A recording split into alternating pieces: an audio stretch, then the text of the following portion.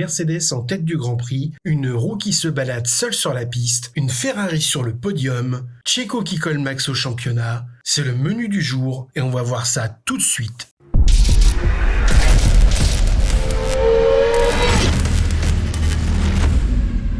Une Mercedes en tête du Grand Prix. Bon, ok, c'était le Pescar. Mais enfin quand même, n'en reste pas moins que le pilote Mercedes ayant mené le plus de tours cette saison, c'est Bert Melander, le pilote de la safety car. Pour le reste, meilleur tour en course pour George Russell dans le dernier tour du Grand Prix, et belle passe d'armes bien musclée avec un Max mécontent à l'arrivée lors de la sprint race. Ponton arraché pour la Red Bull qui finira néanmoins par passer la Mercedes, incident de course classé sans suite par les commissaires sportifs. Selon le point de vue, Russell n'a à la fois pas laissé suffisamment de place au leader du classement et avait également parfaitement le droit de se fighter avec ce dernier. Sir Lewis Hamilton, quant à lui, bien que desservi par le Pescar, n'a même pas laissé un os à Roscoe, il termine P6 derrière les Red Bull, les Ferrari et Alonso, pas mal. Les W14 touchent leurs limites, manque de vitesse de pointe car même avec le DRS, elles vont à peine aussi vite que leurs concurrentes directes. On attend la W14B avec impatience. Spectacle étonnant que de voir une roue sur la piste sans voiture autour.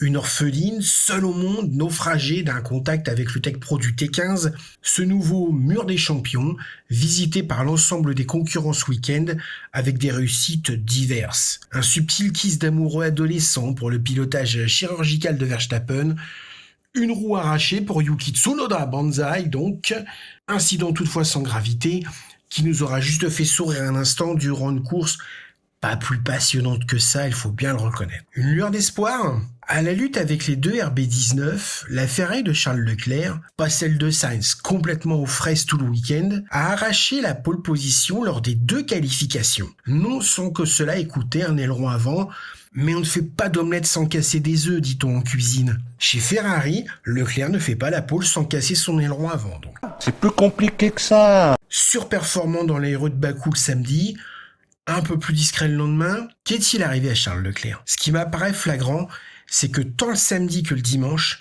la Rossa a suivi les monoplaces autrichiennes en pneus médium. Dès qu'on aura chaussé les pneus durs, l'étincelant cheval italien disparaîtra dans l'ombre des immeubles azéris, laissant les deux taureaux rouges enfiler, chacun leur tour, les meilleurs tours en course comme des perles sur un collier. Flux d'air compromis par un contact viril avec une Mercedes à casque bleu le samedi, différentiel apparemment mal réglé le dimanche.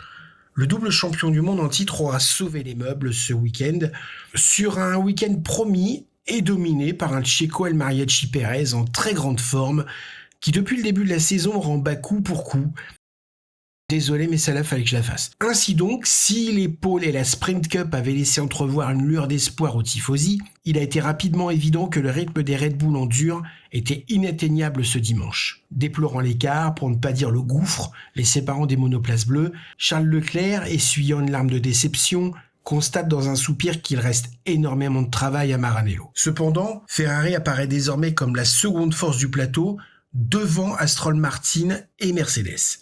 C'est dire si on a bien travaillé en Italie pendant le break entre Melbourne et Bakou. Résistant intelligemment au retour tonitruant d'un Fernando Alonso déchaîné, le Monégasque aura parfaitement géré sa course et la situation. Une vraie lueur d'espoir donc. Un Alonso P4 qui manque le podium d'un souffle, tout en se préoccupant des réglages courses de son coéquipier Lance Stroll quant à la balance de freinage. Impressionnant et classe. Certes, Red Bull vous donne des ailes, mais je pense que le niveau de taurine dans la canette de El Mariachi et dans la mienne diffère quelque peu. Il aura mangé du lion hollandais ce week-end, notre Checo. Mauvais jeu de mots mis à part, résister à Max dans les rues de Bakou, fallait le faire. Et il l'a fait. Pas étonnant que 29% des votants l'aient élu pilote du jour. Une distinction hautement méritée, tant il aura géré son week-end d'Azérie avec tant de panache que de sérénité, d'aplomb, d'intelligence. Une vraie leçon de maîtrise de soi. Checo revient donc à 6 malheureux petits points du leader, 2 grands prix partout, la balle au centre à Miami. J'ai envie de poulet frit. À propos de bouffe, autant Fernando Alonso est le plus jeune pilote espagnol sur la grille, autant Carlos Sainz semble pédaler dans la paella. 25 secondes de retard sur Leclerc. Si ça continue comme ça, une place va se libérer du côté de Maranello. Pour qui ? Au hasard, Lando Miracle Norris, l'autre anglais qui surperforme au volant de sa papaye mobile, P9. Certes, la loyauté est louable, mais attention à ne pas gâcher un talent hors norme par la faute de promesses non tenues. McLaren n'est plus ce qu'elle était à l'époque des victoires et des titres mondiaux. et on y reviendra dans une prochaine vidéo consacrée au top team. Stroll a 30 secondes de son coéquipier. Le Canadien risque moins son volant grâce à un contrat en CDI lié à son statut de fils du patron, mais attention quand même à la balance des freins. Coincé entre les deux génies de chez McLaren, Yuki Tsunoda prouve une fois de plus que depuis le début de la saison, il est bien là.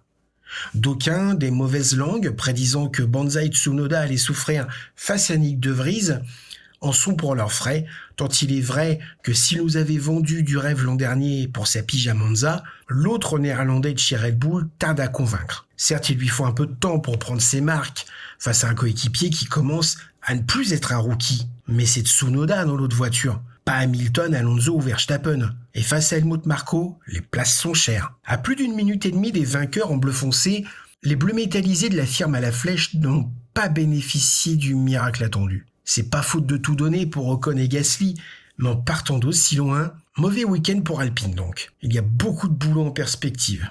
Une forêt. Pour Williams, il y a du mieux, d'autant que l'écurie de Grove dispose désormais de 2 pilotes.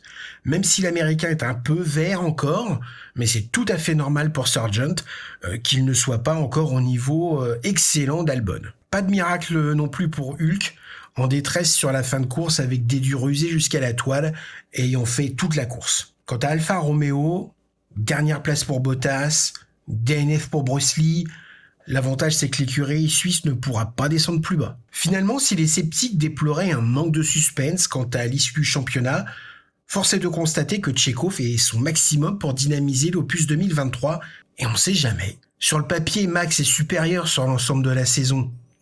Mais si Checo peut rendre la balade promise du Hollandais volant un peu moins flagrante, nous devons le remercier et le soutenir pour ça. Nous, on se revoit sur la sublime Marina de Miami, au milieu des dauphins, et je vous laisse sur une citation de Charles Leclerc. Putain, il y a du boulot.